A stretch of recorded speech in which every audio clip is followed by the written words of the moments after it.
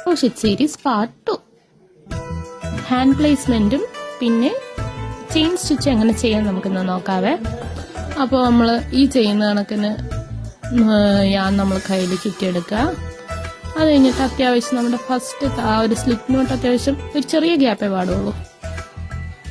Yarn over ചെയ്ത് pull through ചെയ്യണം. അതായത് ഒന്നുകൂടെ കാണിച്ചാൽ ആ ത്രെഡിന് ഇങ്ങനെ ചുറ്റിയെടുത്ത് അകത്തോട്ടുകൂടെ ആ ഒരു ചെറിയ കുഞ്ഞു ഹോളിൽ കൂടെ എടുക്കണം. അതായത് ഒന്നുകൂടെ കാണിച്ചു തരാം. യാൺ ഓവർ ചെയ്യുക, എന്നിട്ട് പുൾ ത്രൂ ചെയ്യുക. ഇത് കണക്കിന് പയ്യെ ചെയ്യണം. ഒരു പ്രാവശ്യം ചെയ്തുകൊണ്ട് കറക്റ്റ് പെർഫെക്റ്റ് ചെയിൻ സ്റ്റിച്ച് കിട്ടുമെന്ന് ഞാൻ പറയില്ല. പ്രാക്ടീസ് ചെയ്യുമ്പോൾ അത് പയ്യെ പയ്യെ നമുക്ക് ആ ടെൻഷൻ മെയിൻറ്റെയിൻ ചെയ്ത് നമുക്ക് അടിപൊളിയായിട്ടുള്ള ചെയിൻ സ്റ്റിച്ച് കിട്ടും.